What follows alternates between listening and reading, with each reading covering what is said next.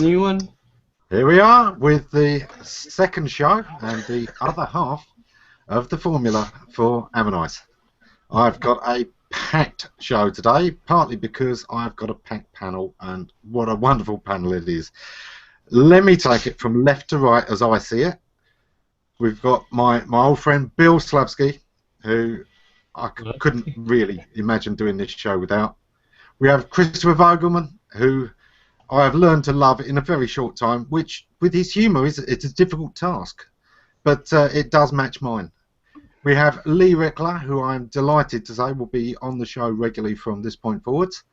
He's joining me as my glamorous technical assistant. I've got a special dress. Manny St. Victor, Dr. Manny, in the house. We have Mark HOA Siddell, who has been such a supporter for this show that, again, this panel just wouldn't be complete this week without. Of course, the delicious, the delectable Stephanie Sims, and finally some boring old curmudgeon, which is me. So that's the panel we've got today. I'm really happy to be doing this second part because this is the other half. So literally, it's almost like a continuation of the first show for me because the first show isn't complete until we've got this part for me. One of the things that I wanted to kind of talk about this week is this idea of this formula where one week we've got the consulting and the next week we kind of got the conversation about it and going into the depths of it. And no doubt I'll come back to that later. But for now, let me allow my guests to introduce themselves and say a quick word. And so, Bill, kick us off. Say hello. Hello, happy Sunday. I was wondering if being a curmudgeon is essential to effective marketing. I'm going to just put that out there for everybody else to weigh their thoughts on. I think it is. I think it really helps. Having some level of skepticism, being ready to yell at those kids dancing around on your yard, it's important. Damn right. Pesky kids. Okay. Chris, say hello.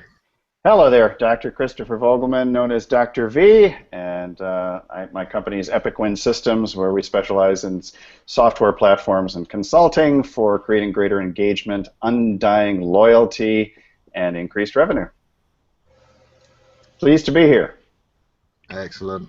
Lee. Morning, afternoon, evening, where are you? We're in evening. This time last week, I was sitting on the beach in Spain. Now I'm sitting here and it's freezing cold in London. Welcome to the glamorous Ammonize show. Manny. Hi, I'm Dr. Manny St. Victor. I'm Chief Neuroscientist at Mindful 360, where we encourage people to take a mindful approach to entrepreneurship and life overall, work-life integration instead of work-life balance, and just healthy emotional being. Mark.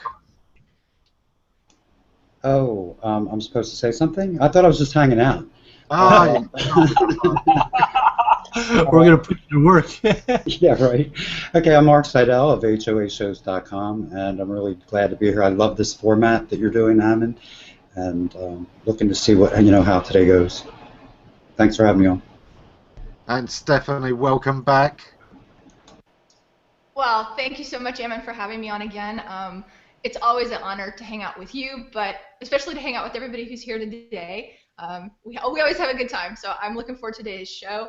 For those who don't know me, I am actually the founder of Financeability, which is a method for helping small business owners take the fear out of finance.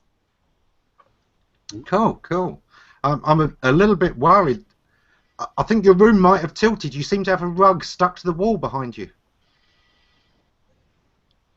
Anyway, we've got some of our favourite people in the audience today as well. I can see Kevin Burns and Carmen Reyes and Zara Altair. We've got the social media hangout. We've got David Henry Pike. So we really do have a lot of people that I'm adoring seeing today. And it may be that we've got Maggie in the audience as well, who will be on next week. So, before I go back to some of the audience questions about last week, did any of you have anything that you'd kind of thought, why did you do that way? Why that way? I have to say no. I thought that it went very well. It was very fair and direct, and I thought it was a good and successful show and consultation. So I would have to say no. I don't have any questions about that. I was happy with how it went. You know, it was a very interesting project to be looking at. You know, I said on the show there is amazing potential in the product he had and in the company he's got, and I absolutely stand by that. Whatever he does, it's going to be a fascinating ride, and you know, that's always a good thing. Hopefully we gave him some idea of some directions he could take it, but there's even further ones than that, and at the end of the day, it's always the client's call. My job is to give the best advice I can and then let you make that decision with the information you've gained. I know that, Lee, one thing you did pull me up on was saying that it would have been great if I'd pulled in some images of the product and been able to show that on air. I must admit, there were two things there. One is, I didn't think of it in time. And the second is, with what was going on with the comment tracker, I'm not sure I'd have trusted it. Yeah, it just considering his website's down and we can't get to see it and all those kind of things. Yes, it would have been nice, but after the event, yes, of course you go, why didn't I do that? Well, we know for next time now. Exactly, and one of the things I did say is, well, because my glamorous technical assistant wasn't on board for the show, whose job it will be to pull in those kind of things. Mm-hmm. Definitely. We've got some good stuff lined up for the next one. Yeah. Okay, and that I know was a question that Kevin Burns had brought up. You know, in the idea that it would have been nice to pull in a few more bits of information. Oh, we've got Grizz in the audience as well, and Kristin. So that's excellent. Okay, I would like to change my answer to, you should have brought in some images. Honestly, I would have liked to seen live streaming video. Oh wait, of the product. That was one of the options when I was thinking of ways to present the show I wanted to do. One of the options was to record an hour's consultancy, trim it down by taking out the ums and ers and the little pauses to around 50 minutes, so that I'd have 10 minutes to use while presenting it live to bring in audience comments and basically, you know, to sit and play through the VT with them. So a little bit like what Scott's been doing recently with some of the replays of the Scott plus Jess plus You show. But the promise was live consultancy, and I didn't want to move away from that. I did believe in that. I think there is an extra element of seeing this absolutely live, knowing nothing can have been stripped out. You know, there's no room, no possibility that some little gaff was stripped out. You are getting it raw and live. I thought that's where this show lives. You know, that's what it's about. Ammon, did you have an intention to make any slides of any sort? You mentioned something about slides. Yeah, there's parts where I thought, okay, there's things that I might need to explain. So if people had been saying, you know, why is this all about product? Isn't marketing about advertising? Then I'd have been able to pull up a slide and explain very quickly the marketing mix, that, you know, the traditional 4 Ps are product, place, price, promotion, and that some people have added an extra 3 Ps, which is the people, processes, and physical evidence. The ability to do that kind of thing just struck me as useful. Good way to get some extra meat out of the technology we've got today to make the video work for us and not just be a talking head. So would one of those P's be premise, where you question the very premise of the product and the business? No, that comes under P for product. You know, Okay. is this product something that people actually want, and is it something they want enough that there is enough margin in that you can produce it and make a profit? You know, basically, marketing isn't something you bolt onto a business. Not the way I believe in it. Marketing is an approach to business itself. It's a scientific approach to business. The old thing used to be that, you know, you'd come up with an idea, you'd make it, and then you'd try and find a market for it. You'd try and sell it. You know, I've got this wonderful thing that I think is wonderful, and here it is, and I'm going to put this price on it, and then I'm going to send out lots of salesmen to try and make people buy it. And marketing was completely opposite. What it did was it started by listening for what people wanted to buy that didn't exist. You look for something that people are complaining about. Oh, you know, I hate that all cars are so big, and that's how smart cars come about. I hate that, you know, these cars are so expensive to run, and that's how you get, you know, these low fuel cars. All of these kind of things are ways where you hear a problem, you hear a demand, and then you think, right, what are people willing to pay for this? Could I produce it at a cost where I can produce it within that price expectation and still make a profit? And that is marketing, and it all starts with product. There's a lot of people who think that the internet has taken the meaning of place out of it today. Let me just quickly pull up Lee's question there. Yeah. Thanks, Mick. It was the only way to go. It's what it was all about. So isn't it the rare exception when you have something like an iPod or some innovative product that really nobody's ever thought they even need?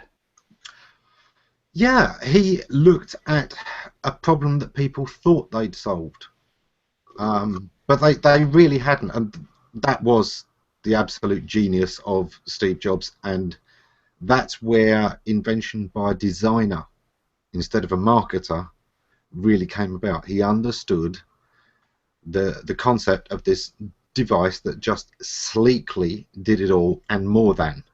The idea of being able to put your entire music library on the device instead of wasting that time every day deciding what songs you want to listen to today. And when it came out, you know, most alternatives you could have maybe 50 songs. Really, you know, and 50 songs for a whole day that you've read up, that's not a lot. Well, you have multiple cassettes with your mixtapes. Oh, I remember those, yeah. V8. I was never keen on the ones that clipped on your belt, though. No, I liked the big boxes that you had on your arm. You know, that was the way. Share the music, share the love. Get that boombox off my lawn.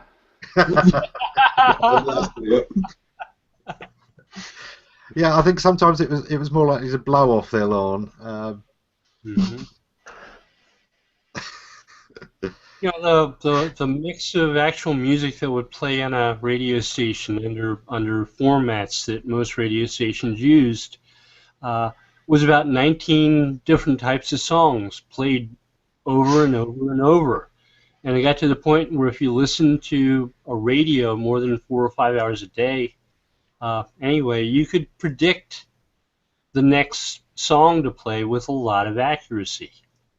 And I used to do that for friends of mine, and was right about 70% of the time. Yeah. I listened to a lot of radio, so.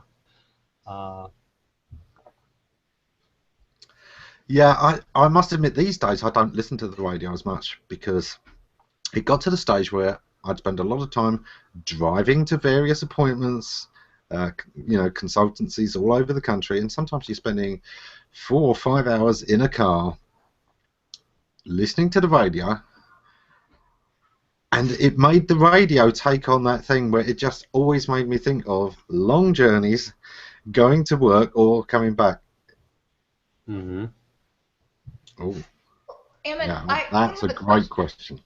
Oh. Look at that one. Griswold Grim asks, what are the core values of the Ammonize brand? Well, He would. partly it's the things I'm always trying to do. I'm always hoping to educate, to create better practices. One of the reasons that I got involved in the forums and that Bill and I connected straight away is we both had a passion for helping the small business to help themselves and to do it in a sustainable, responsible manner that's effective. There was a time, particularly the late 90s, when some of the methods that were being used by SEOs of that time were so toxic, were so short-term and bad, that it meant the search engines, if this thing worked, they'd have to fix it. This was mass poisoning of the stream in which you fish. And I think that's always been one of the things that I look at with marketing is, you don't strip mine your sources. You don't destroy the place that you are getting your meals from. So if search is a great channel for me, then I want the search results to be really good, that people keep going back to them and build up a real trust with them, even more than the search engineers do. And this is why good SEOs are not the enemies of the search engines. We're on the same page. We both want the customers to keep using search. And that's why, a lot of my friends work within Google and we don't have a conflict. We're not at cross purposes. There are times when, Google's got its own business model that may squeeze some of the small businesses. There's always that worry, are they going to do things that just push people to go the paid route, the advertising route, rather than rely on genuine organic search. But most of the time, no, they want people to trust in the results just as much as I do. Well, maybe not quite just as much, they might just want the ads a bit more, but we're close, we're on a page. So that's one part. One part of it is not screwing up the stream that we're all going to want to fish in. The second part is a lot of the clients who could use consultancy the most are the ones who've never considered it. Big businesses are used to having consultants. They literally, it's like hiring a temp for the day. If you've got a shortfall, you bring in somebody to do it. It's the classic build or buy decision. I want this thing. Now, can I build this in-house? Is somebody able to be educated and gain that experience within house, or do I buy it in, either by hiring somebody full-time, part-time, or buying a company that specializes in this thing? So big business, no problem with consultancies. But the small business, they're the ones who really need to worry about how they spend every bit of their budget, because it's a very fixed budget. And time is one of the worst. The big cost to a small business isn't just wasting a few $100s. It's wasting time that they really don't have. The small businessman is so busy already with all of these tasks that devoting 20 hours in a week to something that's not going to help him is absolute suicide. So how do we let them know that this is something they can use? Well, show them. There's no other way really than to say, look, consultancy isn't a big deal. It's great advice on tap. The difference obviously between what I'm doing with this show and what I'd be doing in a paid consultancy is, with the paid one, I don't broadcast it to everybody. It's secret. But that's the only difference I want to have in this show. I give the client the same focus, which is one of the reasons why during the consultancy show, I'm not going to be pulling up a lot of audience comments. I'm not going to be taking too much focus away. Is Snowshoe trying to get Ammonize there? Okay. Wants to know how to get more catnip. He's thinking of getting an imported catnip business and wants to become, one of those mega entrepreneurs. So we should feature him on a later show. Bear that in mind. So yeah, showing the small business that this is something you can consider, that it's not out of your price range. Even the good consultants are less than the cost of some of the packages for 1 month. What you'd be doing otherwise is going very often to a smaller SEO company, buying an off-the-shelf package which is based on what the big boys need, and it's designed as, you know, this holistic thing. Oh, there's this feature, you've got keyword research, you've got all of these things. Chances are you know your keywords as well as them if you've had your business for any length of time. I can't remember exactly what year it was, but one of my clients some time back hired me just to come in and look at proposals they'd got from other SEO companies. And I looked at these proposals and they were all terrible. Every single one of them was trying to sell this company keyword research. The company had been running their own pay-per-click ads for 3 years. They not only knew which keywords were driving traffic, they knew which ones sold. And I said, you know, right, okay, of these 5 proposals you've shown me, 2 have promise, but you've got to kick it back and say, this time, you know, research your market. We don't need this and we don't need this. Send us another quote.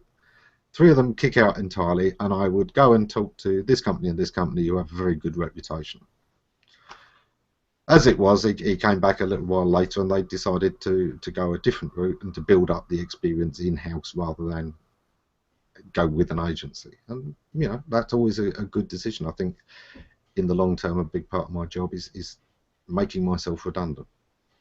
But that's all showing you the kind of ethos that this is about. It's about empowering you to know more about your options, all of them.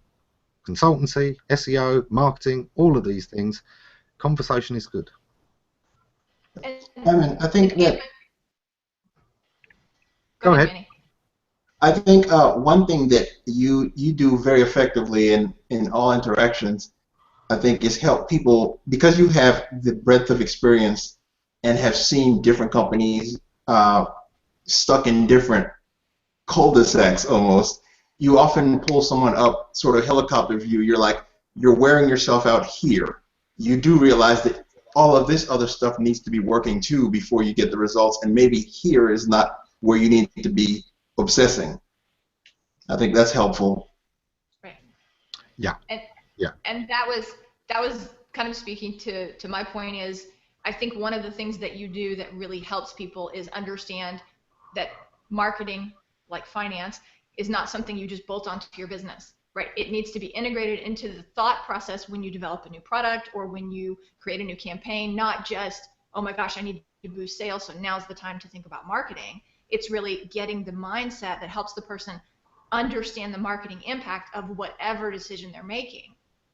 Because to me, that's where a lot of people go wrong, is they don't think about that when they're doing their daily decision making, and they end up, like Manny says, in a cul-de-sac where someone has to say, yeah, but you just have to back up a little. It's not that it's all wrong, you just have to back up a little and let's go a different direction. Yeah, I think there's an element of the strategy that's counterintuitive to a lot of people. One of the things that I see a lot is people start to go down the SEO route, and any SEO will recognize this situation, and you go, okay, we need some more links, and suddenly they treat getting links as if it was the sole objective. They forget that the only reason you're getting links is to get more authority. The only reason you want to get more authority is because that's what's holding you down in search, and the reason you want to come up in search is so that customers can find you and be persuaded. And if you lose some of that persuasion in trying to be, well, look at some of these websites out there, particularly some of the news websites that run terrible stories as clickbait or linkbait. You know, I think we probably all remember that one. You know, Google Plus is going away because Vic stepped down. Mm-hmm. You know, one of the architects of this thing is stepping down, so Google Plus is dead, and it was always a ghost town. And of course, it was terrible reporting. The funniest part of that was that Vic had very little to do with the creation and the day-to-day things that you would see on Google Plus. Exactly. I've never had a conversation with Vic. He wasn't the reason I was here. He was a co-inventor on one patent for Google Plus, and I've seen about more than 100 of them. But his involved getting people to share phone numbers or conversations, which was never used and probably never will be used on Google Plus. But there were a lot of Google is reducing authorship photos in Google Plus because Google Plus is going away. What? Yeah. Yeah. But the point I'm making is, what they've done there, yeah, you've got lots of traffic, but you've just got them to your worst possible piece of content. You've just brought all of those people to something with terrible editorial value, terrible journalism. It's like you've just gone out of your way to convince people to never come back. Oh, look at us at our worst, and please never come back. That's what you've done.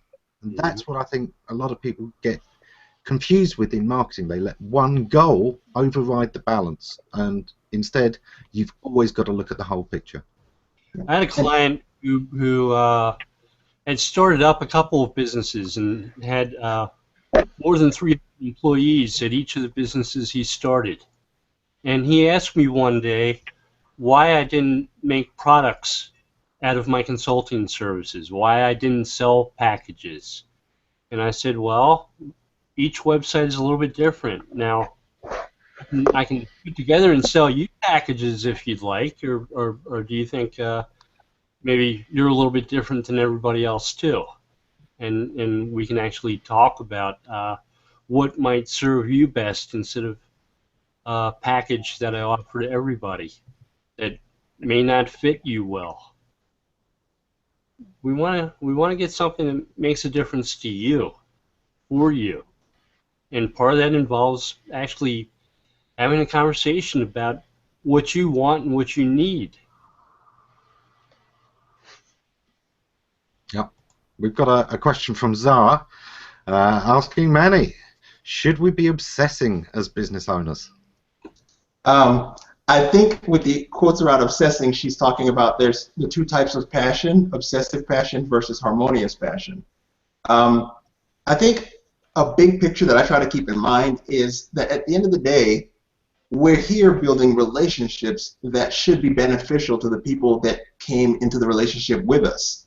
And if we're building a relationship where we're like, how much money can I suck out of this person after I've snatched their attention and messed up their mood by telling them something that made them mad, so they go get to yelling at their friends, you gotta look at what role you end up playing within the society when we look back later. Because an organization is there to bring people together and help them become a healthier group.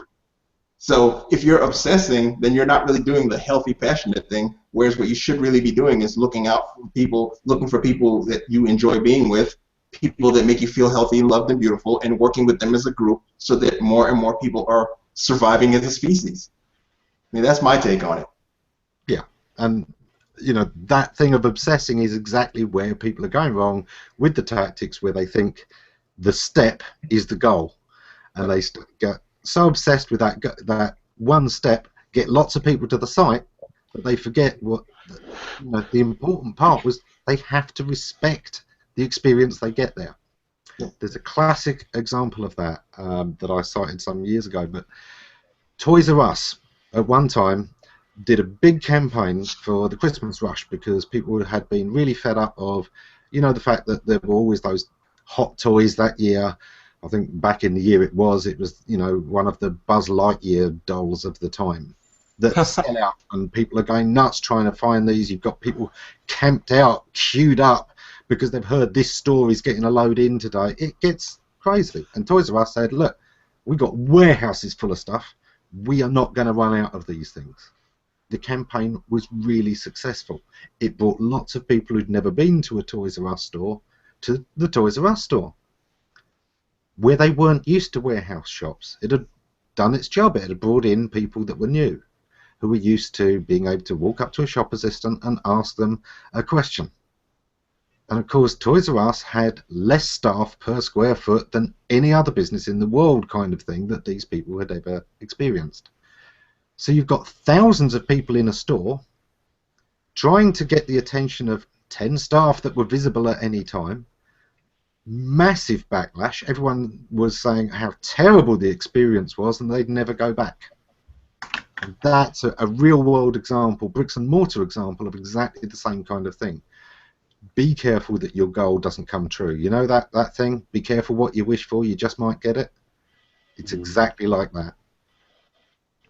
Well, that's true, because if you have too much traffic in any business and you simply can't handle that traffic, that's just that magnifies the negative publicity for you over time. Yeah. One of those things used to be, being pulled up on Slashdot on the day, one of the very big internet forums. You made it there, you had the Slashdot effect, and, your servers would go down. The sheer volume of traffic you'd get in a very short amount of time. So half the people's experience of your site was a 404, or this site has crashed, or whatever. Well, 404 is great if you're in Atlanta, because it's the area code, right, Randy? I was thinking I'll have to put up a custom people like that one day. We can't find the page that we're looking for. We are going to search Atlanta. I'm not quite sure it'll work, but why not? Now, Kevin had a question a little while ago. I need to go back and find it. Yeah, we've got a couple here. But I think it was in general, Kevin was wondering if there was a way for you to convince a business owner that they actually needed some sort of consultancy. Was there some magic formula, or get people out of this notion, well, I'm a small business, I can't afford this? Yeah, it's not my job to convince. This show is not about selling. This show isn't even about my own business necessarily. I'm putting my business out there as an example. So, if this goes wrong, who's to blame. Something I was talking about on the social media today, Power Talk today, one of the really important things with social media is that people know if things go wrong, who to blame. Where this goes is understanding that, consultancy just isn't something you should ever think, oh, that's only for this kind of company, or it's only for that kind of company.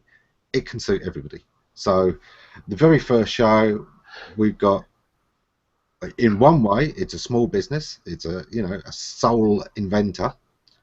In another way, it's a huge business because the potential to go massive with the manufacturing business was there. So I thought that was a fantastic example for the first week, and huge kudos for stepping out and stepping up and allowing us to talk about his show. In the pre-briefing, I said, is there anything we can't talk about?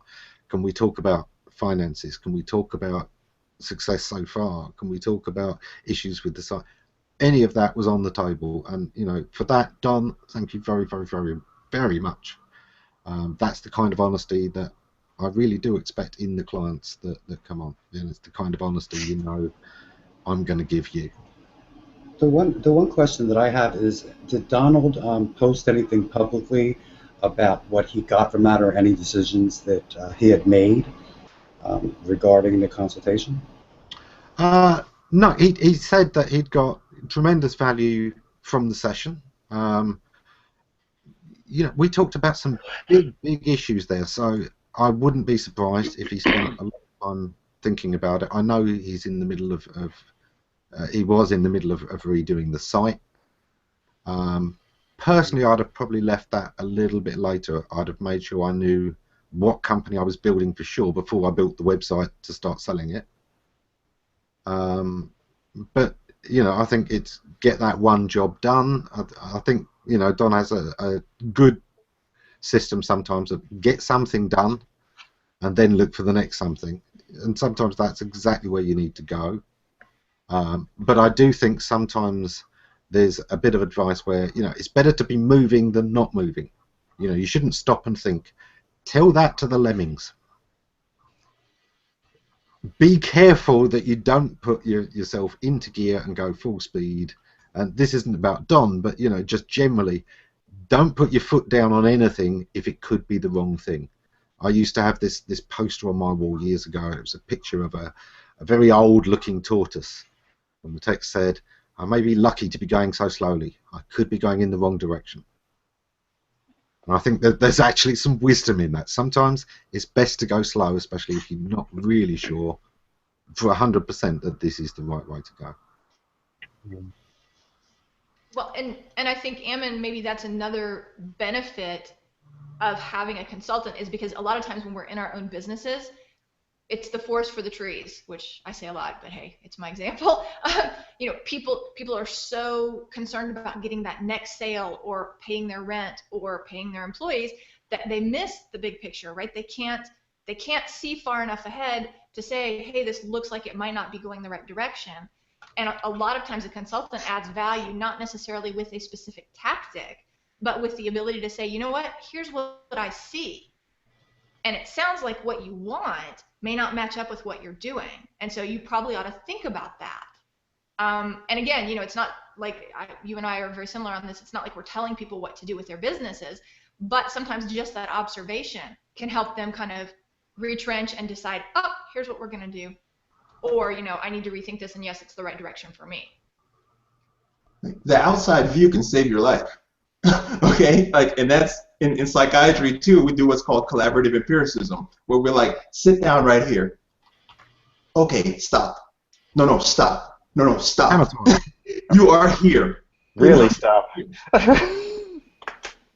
And that can be a lifesaver in individual living and in a business where they have that tunnel vision inside. Everyone's so busy doing, and they don't really have a good view of where they are from the outside empirically.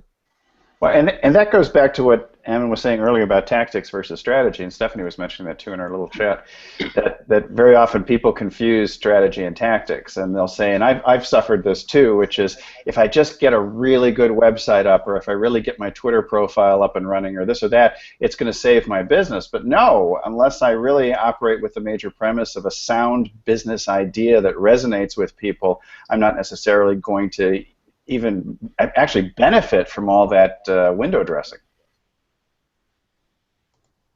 I'm just sending an invitation to get Donald in here since he's here today. It seems sensible to bring him in with us. Yeah, that'd be great. That's sent. I had a question for Manny and for you too, Ammon, but just this, we're talking a lot about having a vision or having a strategy or really knowing what you're doing with your business. I see, and I know I suffer from it myself, right? But I see a lot of business owners who maybe don't have that. You know, they go into business kind of accidentally, like they stumble upon a great idea and they're like, oh, this could work, and they get into it before they really understand. And what do you guys think about that? Is that a place where consulting can help, or are there other ways to create that perspective you need so you can develop a mission? Hi, Donald. Hi, Donald. Greetings. Hi. I'm, of course, slightly biased. I don't think there's any place that consulting can't help. I've got clients who, you'd be amazed at the kind of questions they sometimes run past me. But that's fine. Whatever you need help with, I'm there to help with. I have areas of particular skill and experience that obviously are where you're probably best asking questions. But if you want to ask me how to make chicken soup, I will do my best to tell you. You never know. That's your full service consultant. Yeah. And after all, a business is, if there are people leading a business, these are humans. So you need human things. You need a relationship with other people. We need to collaborate to survive. We need to feel good about ourselves. We need to feel like we're contributing some meaning to the bigger picture. And sometimes, like I said, you need to know you are here. You're doing this. You're putting in a lot of energy doing this. You think you're doing that, but you want to be doing this. And taking the time to be mindful and aware of that and hearing someone else's point of view a lot of times can get you unstuck. Yeah. Don, please introduce yourself while we're I'm thinking up how I want to address that one. Just wanted to say hello to everyone. My name's Donald Grant, founder of TradePunk.com, and yeah, I just really liked. I heard a mention of what I got out of the meeting last week, and I think it went really well. It's good to get that other perspective, because when you're like involved in all of the minutia of designing and manufacturing, and just getting all those pieces in line, you lose sight of a lot of different other things that have to do with just the basics. So that's basically what's happened.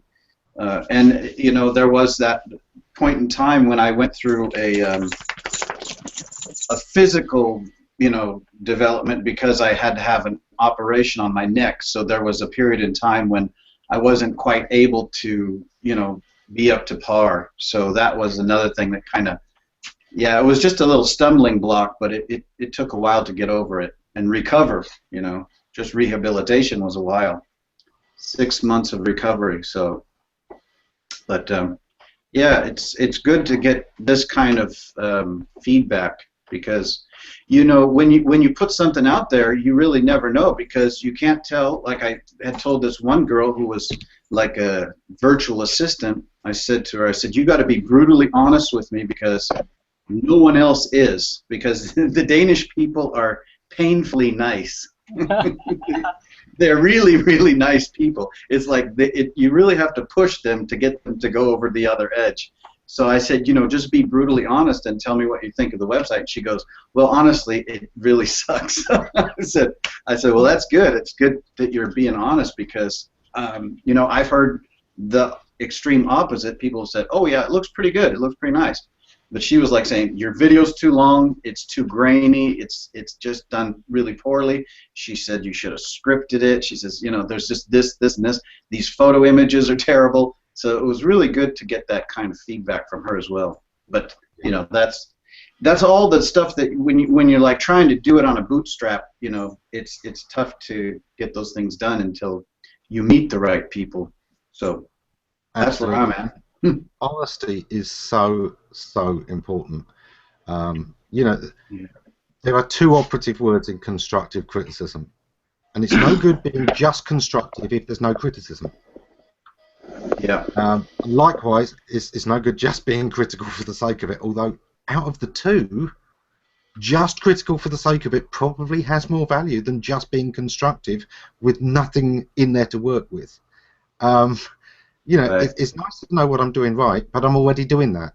What I need to know is what am I doing wrong, and I think it's something we all need to address. G+ is a lovely place, but sometimes everyone are just that little bit too positive, and sometimes you need to kindly be constructively critical. Say what could be better. Yeah. Yeah, that's true, because I found too that the thing is when you're dealing with people from different cultures too, because I mean I've dealt with people from India, Sri Lanka, Africa, and Japan, and then also a manufacturer from China contacted me, and he was very blatant about what he wanted to do with the project and with this product. And I basically said, whoa, you're just moving way too fast, because I had not ever expected to go ahead and start production in China, because it was just not something that I had even thought about, because it meant that I would be giving up a certain portion of the business, just giving it over, and I said I wasn't ready to do that. Yeah, so. This is such a good comment. I have to pull this one in straight away. Yeah, absolutely. This is why I continually said give Don all of your support. Really appreciate what he's doing, because it's a big step. This is your baby. Your business or your project is something you have nurtured. It's something you are personally invested in. And it's so difficult sometimes to hear any criticism of that doesn't feel like a criticism of part of your soul, part of your identity, and something you have invested so in. It's like that thing of being able to separate the message from the messenger sometimes. Dealing with the fear, yeah, it's part of it. Part of it is always being honest with people, though, and letting people know, look, I won't always be nice. I'm not always going to tell you what you want to hear. I'm always going to try and tell you what you need to hear, and I'm never going to do anything that isn't in the best interests of that baby. It's that simple. My job is to help you. And there are times, you know, we see people in life where, do you know what? I know it's terribly incorrect, but there are times you see somebody who you think, your mother should have slapped you a bit more when you were younger. You all know exactly what I mean. There are people out there who just weren't given enough guidance on both sides. You know, they were encouraged too much.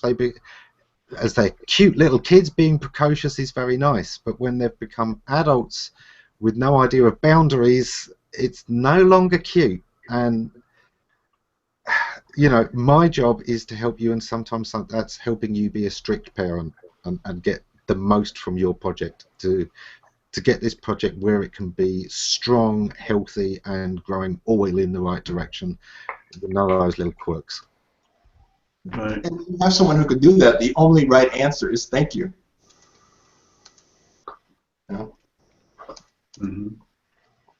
So many times when I do an SEO project with a client and they've come up with a new product, and often they fall in love with a certain phrase or terms related to that product. They want to rank well in the search engines for. And sometimes they're not the best phrases in the world. They're unlikely to be terms that any of their audience will ever search for.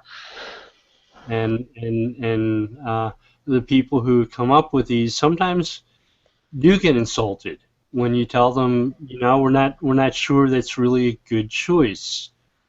So when we tell them something like that, we try to do some research beforehand for some alternatives that might be better choices. Say, okay, Doc, I love your product. I don't think anybody ever searches for that phrase. Nobody searched for the phrase you're suggesting at Google that they're reporting on in the last year. Here are some alternatives that you may not like as much, but we're going to have to actually do some marketing maybe to get people to search for your phrase, whether it's hiring a celebrity to say it in public somewhere, which is something a lot of people do, or doing something similar. It's not the right approach at this moment. Yeah. Yeah. It is one of those things I try and get across to people, that if you want your business to be big, it can't be too much about you. Being about you is fine for the small company, but even as a consultant in a very small company, which is, you know, me and a few part-timers and people that I refer work to, it has to be about my client. And, you know, hopefully last week's show lets you see that that's exactly where I'm focusing. There's, you know, it's not about me, it's about what they need to be doing. And there are times when literally I will put well, actually most of the time, I will actually go for less work for me, even though it's costing me money, to give them better advice. So they say, right, well, we need a content writer. Do you know what? I'd be the world's most expensive content, well, not the world's most, but, you know, I'm a consultant. I am the equivalent of $250 something per hour, which isn't a huge amount when you can cover an awful lot of stuff in an hour. But to spend that hour writing one blog post is not worthwhile, especially considering that people like myself and Bill, when we write blog posts, we often put 10 hours plus into the research, into the revision, into getting the real quality there. We're kind of a bit like Ents in Lord of the Rings. If a thing's worth saying, it's worth taking your time over. There's a lot of truth in that, but this is it. I will say to the client, look, you can get cheaper. This is a part where you don't need me. I can recommend some good copywriters, and you can get it for a fraction of the cost. In fact, long term, because you're going to need a lot of content, I would say you should hire your own person. This is one of those great things where you can go to your local university, where somebody's been studying English or journalism and is about to find out that that qualification alone doesn't get you on the Wall Street Journal. It doesn't get you on the Wall Street Journal 2.com. You know, it doesn't guarantee you a job anywhere. It just guarantees you the qualification to put on your CV when you apply to hundreds of jobs. Look, in the meantime, you can take one of these students and say, look, here's a part-time job. I'll need you to write a few things a week, but it'll give you money to get through college. Or you've just got out while you're looking for a job. Why don't you come and work for me? You're getting good work experience that can go on your CV, and it's a living wage. It may not be star journalist wage, but you know what? It's fun, it's creative, and you're going to have input into the whole house style, the whole voice. And by giving them that autonomy, you actually create a job that's probably better than the one they were dreaming of. And that's still going to work out cheaper than hiring an agency to produce a couple of posts a week every single time. So I'm a big fan of saying find the most efficient means, and if that means I get less money, all well and good. You know, it's not about my money, it's about your business, and your business is about spending the money smarter. Right. I like that bit of advice that you gave about giving some units away as test units. That was a pretty cool idea, because it makes a lot of sense, because then that way I can get some feedback from other people than the people that I already know that use them. Because like I said, there has been people in the past, of course, that use them here in Denmark because it is an existing piece of equipment. You know, it's really funny because I was really surprised when I saw them, you know, other companies building certain units with lots of, you know, the similar things that go into a standard tumble dryer, you know, like all of the steel, all the resources, all the fiberglass insulation, all the rubbers, all the motors. And so when you come out of it, you're using the same amount of electricity as a tumble dryer. And so I thought, you know, there's no trade-off. Plus you're paying 2.5 times what you would pay for a normal tumble dryer. So I really thought, man, this is really not a great unit. I mean, there was not any standard They there. know what they're doing. As we noted on the show, most of those are designed as kind of an industrial unit. Yeah, commercial. Yeah. And I have seen them in some homes, private homes, but yeah. But that's not really their market. Their market is the hotels, the hospitals, the gyms, where they've got a lot of these things, and their saving in electricity per year runs into the thousands of dollars. Yeah. It's more than the unit that they're going to save in a year. Yeah. And that means it needs to look like a high-end industrial unit. And this is one of the questions that did come up last time, and I said I'd talk about this on the show.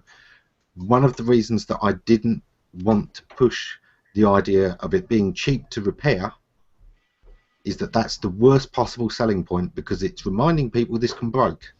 And the last thing I want to be thinking of when buying a product is, hang on, I'm going to have to repair this. I'm paying this many $100s and I'm having to repair this. You know, it's how you felt when you'd got your washing machine and 3 years in, it's gone kaput. Exactly, but you're doing that before they've even bought it. So, you know, you never remember, unless you're dealing with industrial supply. Industrial units, they are used to this. Knowing the cost of maintenance, of repair, of the lifetime of these units, and of extending that lifetime through repair is part of their business model. It's part of the way they account. So industrial uses, they don't mind that it is a selling point to them. Cheap to maintain, cheap to repair, great, because they are always looking at that 10-year view and the fact that they've got dozens of these units and they're working them hard, whereas the home user never wants to even think about it breaking. Yeah, it's one of those appliances that people just don't even think about until it's broken, and then they're like panicking, running to the appliance repair guy saying, "Hey, how fast can you fix this thing?" Yeah, for sure. Yeah. Yeah. We've got a comment by Farina as well, if we can pull that up, and thanks, Mick. Farina's party has said, just an idea about the format of this show. The show can be about specific problems brought up by business owners, like the former show, and consulting can help in diagnosing a problem, as well as showing the ways to solve that problem. The audience can follow the systematic and the sequence of the show is better. That's very true, but there I would have to pre-screen what the show was going to be about, to know their problems up front so that I can then create a narrative from that. And I want this to be exactly like I've gone into a client meeting, we've got an hour, here's my brain, what can I do for you? And we go where it goes. So I love the idea, but that might be a spin-off show rather than this show. Yeah, I wanted to address that too. I noticed in one of the comment threads that there was a question of can you move the show time up 30 minutes or can you move it back 30 minutes? And then I thought, man, that's really funny. That would be like me calling up Jay Leno and saying, hey, could you move the time frame up because your time frame just doesn't, you know, mesh with my time frame. And that would be really cool because, you know, if you could actually do that, it'd be really cool. But interactive TV, you've got TiVo now, so it's not necessary to do that kind of stuff. Actually, you know what? Jay Leno's producers and his directors let other shows know, you know, what time this is going out on the next series, and yeah, you know, they've got a whole network doing that organisation, and we know that shows, you know, they even sometimes put a show off for a few weeks because it would otherwise clash with this event or that event. We're not going up against that. We're going to give this a chance. Yeah, and one other comment I just wanted to make about the format of the show. I think it goes really well because of the fact that you know, there's going to be those people that are always going to make those comments like, well, you guys should format it like this or you should format it like that. I think it really went well because, you know, this is a new format for many people, and you know, just doing the fact that we can do a video conference from all of these different lands all at the same time, be in the same place, same location, and have such good communication, technically good communication, is really awesome. And I think that's something that's just that alone is like a huge feat to behold. So I'm really happy about this tool. Yeah, and I love what Hangouts are capable of doing for us all. Yeah. And I love the fact it's a real fusion between conversation, which is always a good thing, and content, you know, and being able to share so easily. It's a unique format. I think there's going to be some great HOAs coming out over the next couple of years as people push the boundaries more and more. You know, as far as I'm concerned, this is a small boundary step. The one trick that might have been difficult is the idea of the show coming in two parts, where one, you know, I'm primarily going to be focused on the client. Sorry, audience, but you know, that's the way it's got to be. The value is in the show, and then the second week is the discussion where I can really go into it and make sure that the audience get the most possible value out of it and follow up. Right. Let me just pull that one up. I think it's a great idea. I mean, I got a lot out of it, and I thank you for that, and I thank Stephanie, because, I mean, you know, there's a lot of things there that, you know, like I said, when you're in the middle of it and you're just, like, focused on certain things every day, day in and day out, you just kind of, like, forget about these other things out here, and you just go, oh, yeah, I'll get to that, But, yeah, comes down to the wire, and you really have to think about it. I even had a problem when I first set up my first shopping cart on my website, because there was a point in time when you set up your website where when you have your shopping cart open and you have your website open, your domain name, and I had a point in time when I opened the wrong domain name, and I was working on this particular domain name, and I had opened up the function for basically hooking up the shopping cart to the domain name, and all of a sudden it got switched over to another domain name. So it was a kind of a little mistake, but it turned out to be a really big problem to solve, because one of the technicians there at GoDaddy, he goes, oh yeah, he goes, it's no problem. He goes, all we have to do is take the IP address, do this, change the back numbers, and then we'll be fine. And I said, okay, well, how's it going to function? And finally, when we got it all set up and working, it just wasn't functioning right, because it was basically like getting redirected to another page. And I thought, well, that page has to look exactly like the rest of the website, or else people are going to get confused. And so he says, what you do is just make it very generic, so it looks like any other shopping cart. So that's basically what we had to do. And that's one of the reasons why I had to take down that old website, because it was still that little glitch in there that just didn't look right. So there's some fascinating stuff about that aspect of stuff. One of the things was that they did research. IBM in particular did extensive research years ago about all of the different things across the world. How well would colours travel, what different meanings they had. And one of the things they found was that shopping cart is a recognised icon all over the world, including in countries that don't have a physical shopping cart. They still know what it is. Yeah. There are people who've never touched the internet who know Microsoft and Google. They've never seen a computer firsthand up close, and they already know those two companies. And some things really do travel. We're really coming to the end of this. Yeah, absolutely wonderful to have all of you with me today, and the audience has been great.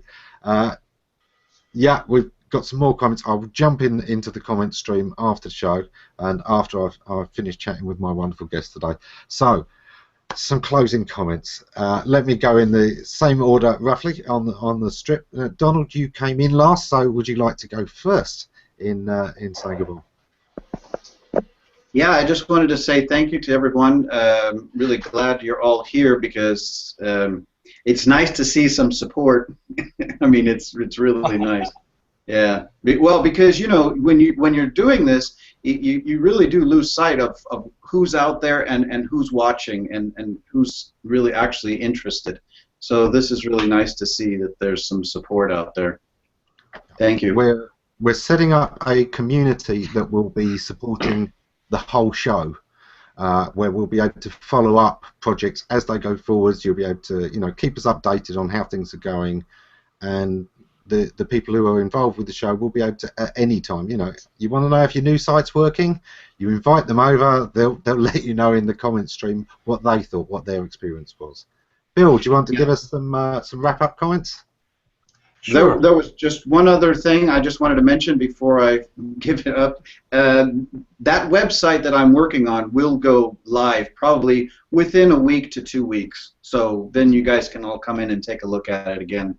And then you can give me your thumbs up or thumbs down on it. So yeah. But it should look much better. Thanks. Okay. So some of the I presently am the director of search marketing at an agency in the Washington, D.C. area. But some of the best training and experience I got on the web was through a forum, through a website hospital section of a forum where people brought their websites in and said, what can I do to get more sales? How can I be found more easily on the web? Does this site look professional enough? We had a lot of people who had small businesses. We had the guy who ran the dating website, Plenty of Fish, show up and ask the same types of questions about his site before he started getting all the traffic he started getting. But it was great experience being able to help people, to make suggestions, to see them implement things and have an immediate effect sometimes. In many cases, often. And the experience of being able to do that with more than just SEO advice. We helped people with usability issues on their websites, with how they presented their brands. I think HOA is a great evolution in that process towards being able to talk to people face to face. And as Don mentioned, I think a little while ago, to bring lots of people in from a lot of different places at Yeah. the same time and have a group discussion. I think that really, really is tremendous. And I'm looking forward to seeing how this series grows. And uh, As am I.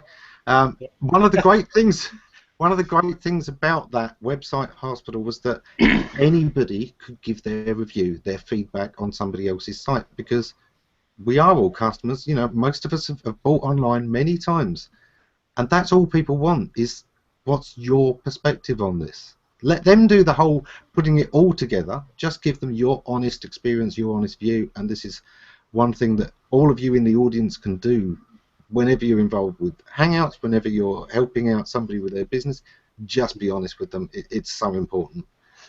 And in that process, in looking at somebody else's business that you're not invested in, you learn how to look more roundedly at your own, and you'll spot things that you wouldn't have seen before. So reaching out to each other, helping each other, being honest with each other will help you be more honest with yourself. Christopher.